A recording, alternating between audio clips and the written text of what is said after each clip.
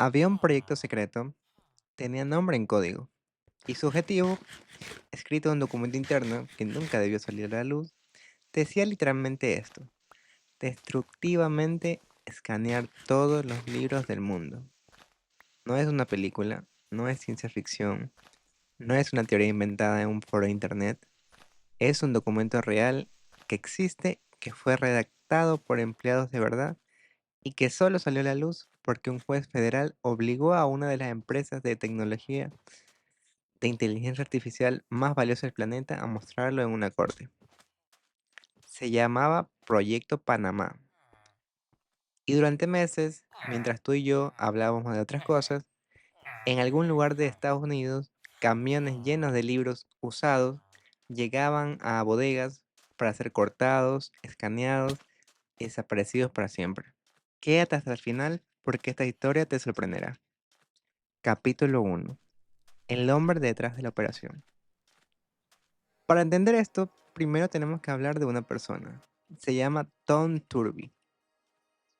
Turby no era cualquier empleado. Años atrás, había liberado las alianzas de un proyecto gigantesco, Google Books. El intento de Google de escanear y digitalizar millones de libros del mundo. Un proyecto que en su momento también generó demandas y controversia. Ahora imagina esto.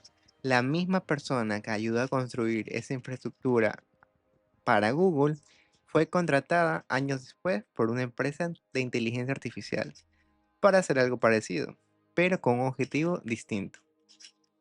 Ya no se trataba de preservar el conocimiento humano en una biblioteca digital abierta.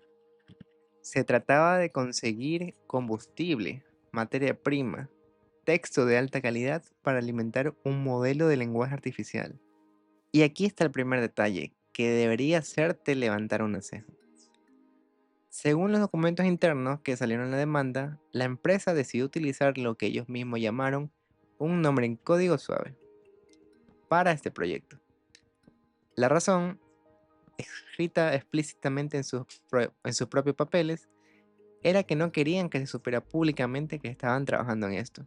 No estamos hablando de un secreto militar, estamos hablando de comprar libros. ¿Por qué una empresa necesitaría esconder algo tan aparentemente simple como comprar libros usados? Esa pregunta es el corazón de toda esta historia. Capítulo 2. La cacería de libros a escala industrial. El proyecto Panamá no fue un experimento pequeño, fue una operación de compra a una escala que es difícil de imaginar. La empresa comenzó a comprar libros usados en volúmenes masivos a distribuidores como Better World Books y World of Books, negocios que normalmente venden libros de segunda mano a lectores comunes, no a corporaciones que buscan entrenar algoritmos. Y no se quedó ahí. Según reportes posteriores, surgió toda una industria alrededor de este apetito de las empresas de inteligencia artificial por libros físicos. Una compañía llamada ISBNDB, que originalmente solo se dedicaba a mantener una base de datos de código ISBN, los números que identifican a cada libro, empezó a ofrecer un servicio completamente distinto: ayudar a laboratorios de inteligencia artificial a conseguir compras masivas de libros impresos, desde desde 1000 ejemplares hasta 1 millón de ejemplares de una sola vez. En su propio sitio web, ISBNDB llegó a publicar una frase que resume perfectamente el espíritu de esta historia. Los mejores datos de entrenamiento de inteligencia artificial del mundo están sentados en un estante. Es decir, literalmente estaban vendiendo la idea de que los libros de papel, escritos antes de que la inteligencia artificial generativa existiera, eran un tesoro de datos limpios. Y aquí aparece otro detalle inquietante, que salió después en reportes periodísticos. Un, ve- un vendedor de libros usados en Holanda contó que recibió una solicitud para comprar 3000 copias de un mismo libro. Al principio pensó que era un spam o un intento de estafa. Nadie compra 3000 copias del mismo libro para leerlo. Pero no era spam, era una empresa de inteligencia artificial buscando materia prima. Piensa en esa imagen por un segundo. Un librero en su tienda mirando un correo que le pide 3000 copias idénticas de una obra, sin saber que del otro lado esos libros no estaban destinados a ningún lector, estaban destinados a una cortadora. Capítulo 3. La máquina que destruye para construir. Aquí es donde la historia deja de ser solo sobre compras y contratos y se vuelve algo mucho más visual, casi perturbador. Los documentos judiciales describen el proceso técnico con detalle. No se trataba de simplemente abrir un libro y fotografiar cada página con cuidado, como hacen algunos proyectos de preservación cultural. Se trataba de un proceso diseñado para máxima velocidad, sin ninguna intención de conservar el objeto físico. El proceso comenzaba con una máquina cortadora hidráulica. Esta máquina se usaba para rebanar de forma limpia y rápida la pasta y lomo de cada libro, separando todas las páginas de una sola vez, como si el libro fuera simplemente un bloque de papel que había que abrir. Una vez que las páginas quedaban sueltas, se alimentaban a escáneres industriales de alta velocidad, capaces de digitalizar cientos de páginas por minuto. El objetivo no era preservar el libro, el objetivo era extraer el texto lo más rápido posible. Y después de escanear, ¿qué pasaba con el libro físico? Se desechaba, se reciclaba. El objeto que una, el objeto que alguna vez fue un libro completo, con tapa, con lomo, con páginas numeradas, terminaba convertido en tiras de papel destinadas a la basura o al reciclaje. Un proveedor llegó a proponer en un documento interno procesar entre 500.000 y 2 millones de libros en un periodo de apenas 6 meses. Detente un momento de mencionar eso.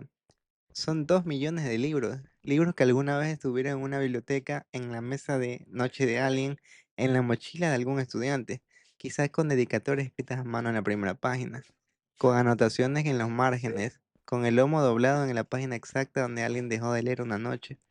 Todo eso convertido en materia prima digital para entrenar un modelo de lenguaje. Capítulo 4. Lo que sí fue legal. Ahora, aquí es donde muchos videos en redes sociales se equivocan, exagerando o mezclando cosas que en realidad son distintas. Y nosotros sí queremos ser honestos contigo, porque no todo lo que suena oscuro es automáticamente ilegal. Un juez federal en San Francisco revisó específicamente esta práctica: comprar un libro de forma legal y luego destruirlo físicamente en el proceso de escanearlo para entrenar una inteligencia artificial. Y su fallo fue claro: eso cuenta como uso legal, protegido bajo un concepto llamado uso justo transformador, dentro de la Ley de Derechos de Autor de Estados Unidos.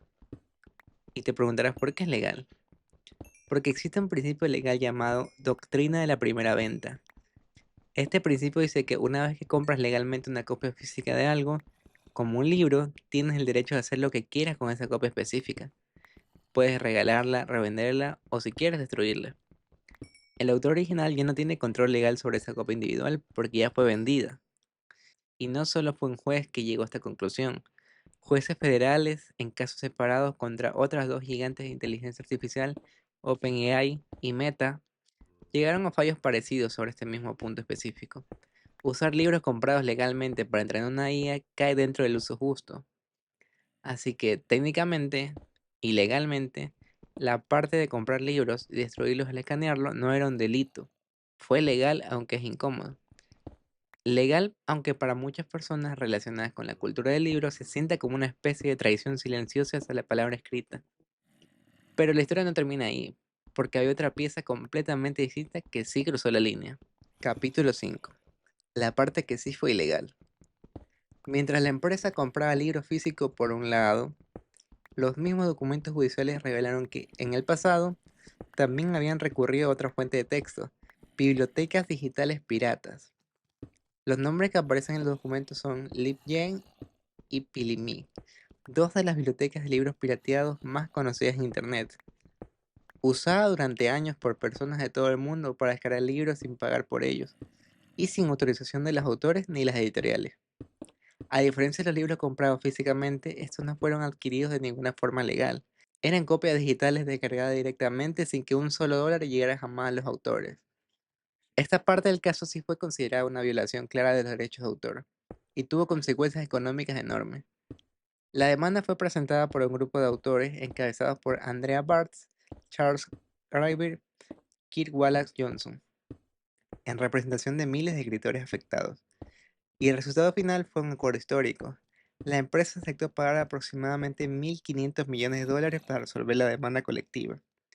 Para ponerlo en perspectiva, se calculó un pago aproximado de $3.000 por cada libro que había sido usado sin autorización.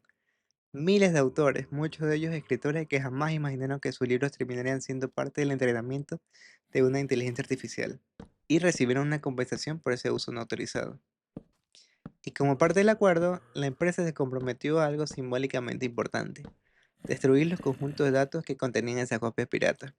Es decir, borrar del lado digital lo que en el otro lado de la historia se había hecho de forma física, eliminar la evidencia después de haberlo usado. Así que ahora tenemos dos historias entrelazadas que muchas veces se cuentan como si fueran la misma, pero no lo son. Una historia sobre destruir libros físicos legalmente comprados, que un juez dijo que sí era legal, y otra historia completamente distinta sobre usar copias piratas de internet, que sí fue ilegal y costó 1.500 millones de dólares. Capítulo 6. ¿Y los libros raros? Después de que estos documentos se filtraron y se volvieron públicos, algo todavía más inquietante empezaron a circular en redes sociales. Publicaciones, publicaciones virales en Instagram, Facebook y Reddit que afirmaban que la empresa estaba cazando específicamente libros raros, ediciones antiguas, ejemplares únicos o difíciles de encontrar, para destruirlos en este proceso. La empresa respondió directamente a estas acusaciones. Dijo que sus programas de adquisición de datos no compraban ni destruyen libros raros o antiguos, que todos los libros que adquirieron vinieron de canales comerciales normales de venta de libros usados. El tipo de librería en la que cualquiera de nosotros podíamos comprar un libro de segunda mano cualquier día. Verificadores de información independiente, como Snoop, se dieron a la tarea de investigar esta información se dieron a la tarea de investigar esta afirmación viral. Y lo que encontraron fue algo intermedio, ni completamente falso ni completamente confirmado. Sí, es cierto que los documentos internos de las empresas mencionan que priorizaban libros menos comunes. Esa, esa frase está escrita, literalmente en su propio papel. Pero, ¿qué significa exactamente menos común? ¿Se refieren a libros raros y valiosos como ediciones antiguas descatalogadas con valor histórico? ¿O simplemente se refiere a libros que no son bestsellers populares, que son más difíciles de encontrar en un formato libre en internet y por eso son más útiles para entrenar una IA? Precisamente porque ya no están duplicados por todas partes. Nadie, ni siquiera los verificadores más rigurosos, pudo confirmar con certeza absoluta cuál de las dos interpretaciones es la correcta. Y eso, en sí mismo, es parte de lo inquietante de esta historia. No es que sepamos con certeza que se destruyeron tesoros culturales irreemplazables, es que después de destruirlos ya no hay forma de comprobarlo. La evidencia física literalmente ya no existe. Capítulo 7. No es un caso aislado. Y aquí se viene algo de esta historia todavía más grande de lo que parece a la primera vista. Esto no es exclusivo de una sola empresa. Reportes de investigación han sugerido que esta práctica de comprar libros físicos en bulk para escanearlos y entrenar modelos de inteligencia artificial se ha vuelto una especie de carrera silenciosa entre varias empresas más grandes del sector. La aparición de negocios como ISBN-DB, ofreciendo específicamente el servicio de compras masivas de libros para laboratorios de inteligencia artificial, sugiere que este no es un caso único, sino el síntoma de una tendencia mucho más amplia en toda la industria. Es decir, mientras nosotros discutimos sobre chatbots que escriben poemas o responden preguntas, en algún lugar, probablemente en ese mismo momento, hay bodegas llenas de libros usados comprados en bloque, esperando su turno para pasar por una cortadora hidráulica y convertirse en datos de entrenamiento. Capítulo 8. La pregunta que queda flotando. Así que ahí lo tienes, completo. Una operación con nombre en código, diseñada a propósito para no ser conocido públicamente. Un ex empleado de Google Books, contratado para liderar la cacería de libros. Una industria completa de intermediarios, vendiendo el acceso a millones de ejemplares impresos. Una máquina que corta y destruye libros de forma sistemática, a un ritmo de cientos de miles por mes. Una parte de todo esto declarada legal por varios jueces federales, y otra parte que terminó en un pago histórico de 1.500 millones de dólares. Y en medio de todo esto, una pregunta que ningún tribunal ha respondido y que probablemente nunca podrá responder. ¿Qué se siente saber que un libro que alguna vez sostuviste en tus manos, tal vez con tu nombre escrito en la primera página o con una dedicatoria a alguien que ya no está, pudo haber terminado en una de esas bodegas, cortado en pedazos, escaneado en segundos y convertido en unos guiseros dentro de un modelo de inteligencia artificial, sin que tú lo supieras nunca? forma de saberlo con certeza. Y quizás esa incertidumbre es al final la parte más inquietante de toda esa historia. Cuéntame en los comentarios qué opinas. ¿Crees que esto es simplemente el precio del proceso tecnológico? ¿O crees que cruzó una línea que simplemente nunca debió haberse cruzado? Y si este video te dejó pensando, dale like, porque hay más historias como esta que la gente no está contando.